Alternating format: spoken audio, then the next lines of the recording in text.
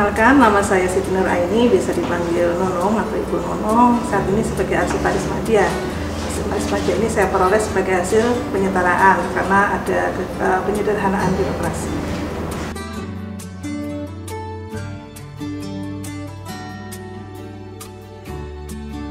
Sudah lebih dari 20 tahun. Tepatnya saya masuk dari tahun 1998 bareng dengan Kepala PASD yang sekarang, Pak Iwan ya.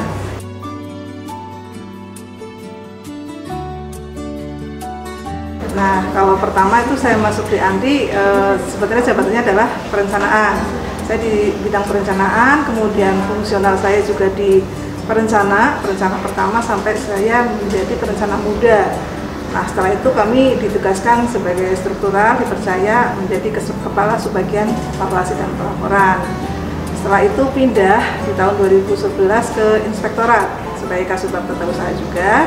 Terus di tahun 2013 dipindahkan lagi ke tata usaha Deputi Bidang Pembinaan Karsipan. Nah, terakhir pindah ke Pusat Akreditasi Karsipan sebagai kepala bidang sampai saat ini setelah penyetaraan menjadi arsiparis. Saya sudah 6 tahun di Pusat Akreditasi Karsipan.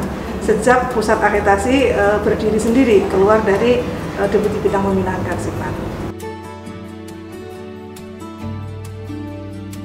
Pengawasan Karsipan itu suatu keharusan karena selama ini kita lihat bahwa perkembangan penyelenggaraan Karsipan, terutama yang di daerah, yang agak mengkhawatirkan ya, karena kurangnya perhatian dari pimpinan daerahnya gitu. Kemudian di Kementerian Lembaga juga masih banyak yang kurang tepat juga dalam rangka penyelenggaraannya, sehingga kita perlu untuk dilakukan pengawasan Karsipan. Kita ingin memastikan bahwa penyelenggaraan Karsipan itu juga dilaksanakan sesuai dengan kaidah-kaidah, sehingga tujuan berdirinya ANDRI sebagai lembaga Karsipan itu dapat terwujud, mewujudkan memori kolektif bangsa, seperti itu.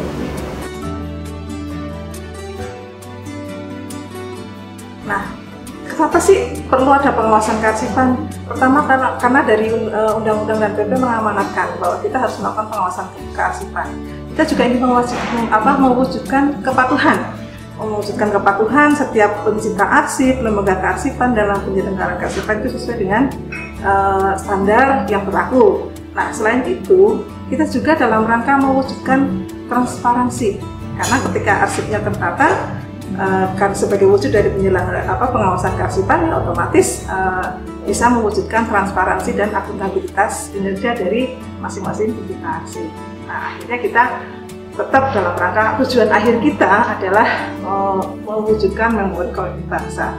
Karena dengan kita pengawasan secara terus-menerus, mau nggak mau kan, KL juga bergerak untuk penyelenggaraan Karsipan secara lebih baik.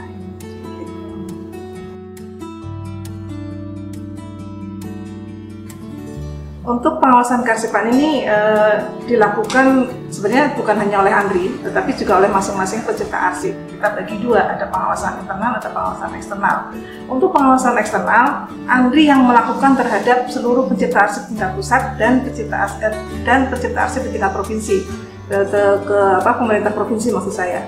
Nah, nanti untuk yang ke kabupaten kota sebenarnya dilakukan oleh ANDRI, tetapi kita delegasikan kewenangan itu kepada provinsi, karena mau bagaimanapun ada undang-undang yang mengatur di situ, ada PP terkait dengan pemerintahan daerah. Nah, kita juga harus patuh bahwa memang kita sebagai pembina dan pengawas tingkat nasional itu secara teknis harus melalui provinsi, tidak boleh kita langsung terjun ke kabupaten kota.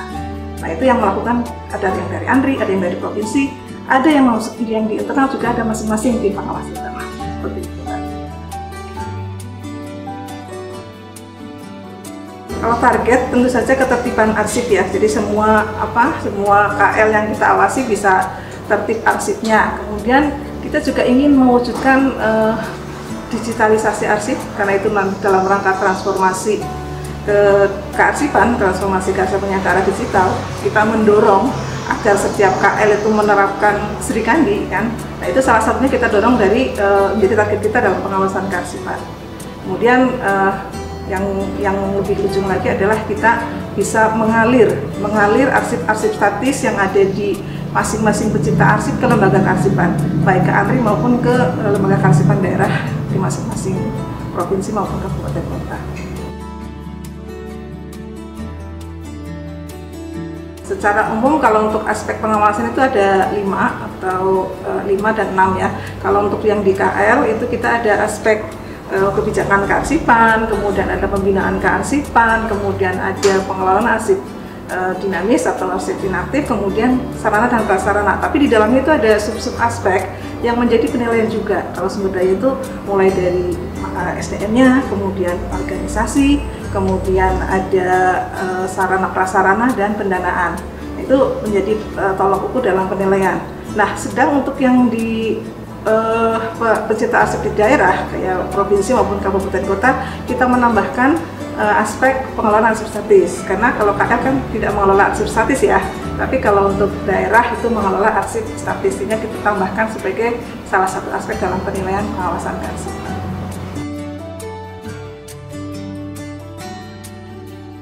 Wajib, karena ada amanahnya dari peraturan pemerintah nomor 28 bahwa itu harus melakukan pengawasan kearsipan. Kalau sanksi tidak ada, tetapi paling tidak sekarang kan penilaian hasil pengawasan itu menjadi salah satu indikator dalam RB, penilaian reformasi birokrasi. Ya kalau nggak ada secara otomatis dia nggak akan dapat nilai kalau tidak dilakukan. Artinya akan ada haknya dari suatu KL yang terkurangi kan, karena nilai terkait dengan indeks pengawasan kearsipan ini 0. Otomatis kalau dia mau mengajukan yang tadinya misalnya sudah mau ke B, akhirnya nggak bisa, itu untuk kita nggak bisa naik. Nah itulah, jadi secara sanksi pidana atau administratif tidak ada, tetapi secara ya tadi ekonomi mungkin pengaruh ya. Kalau misalnya KL itu ingin meningkatkan tukinya, kalau misalnya kok kurangnya cuma 1 kok dari kearsipan, kayaknya ganjil sekali gitu. Untuk output dari pengawasan kearsipan, yang pertama adalah laporan ya tentunya. Laporan ini kita sampaikan kepada setiap objek pengawasan yang kita awasi. Nah, bisa saja selain itu, selain laporan yang ke masing-masing objek pengawasan, itu juga ada laporan yang kita rangkum dalam bentuk laporan hasil pengawasan kearsipan nasional. Ini yang akan menjadi ringkasan dari hasil pengawasan secara menyeluruh pada 1 tahun. Dari LHPK ini kita sebut, itu bisa sebagai informasi atau sebagai media komunikasi kepada pimpinan, karena kan nggak mungkin pimpinan untuk membaca satu-satu ya. Ada sekian, setiap tahun ini aja kita ada 92 kementerian lembaga yang kita awasi, ada 34 provinsi yang kita awasi, kemudian 508 kabupaten kota. Kan tidak mungkin itu baca satu-satu, makanya kita rangkum di dalam paket ini, sehingga pihak-pihak yang berkepentingan itu bisa untuk mencari informasi yang dibutuhkan dalam penentuan kebijakan selanjutnya.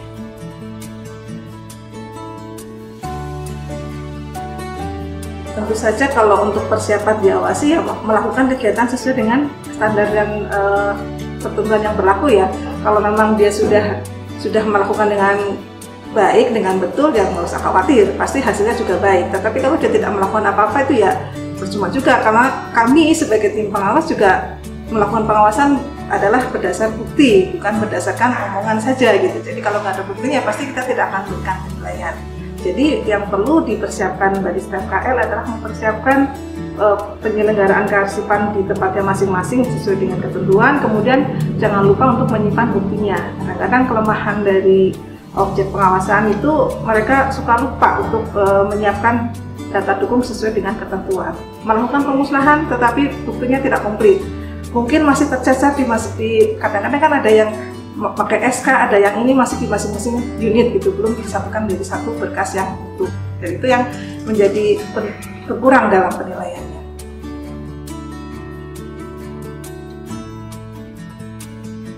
Kalau suka duka, kalau sukanya banyak ya, karena kan kalau dibilang kami tuh merintis dari awal terbentuknya pusat akreditasi kearsipan ini, kita yang merancang desainnya, merancang instrumen, merancang peraturan itu kita membangun pusat akreditasi. Waktu itu saya dengan Pak Iwan itu sama-sama kita membangun dari yang belum punya apa-apa karena memang unit baru, tapi kita solid kan? Karena kita tim solid, kita setiap hari rapat, membuat instrumen, membuat peraturan sehingga kita bisa running ke depannya. Itu sukanya kita di situ.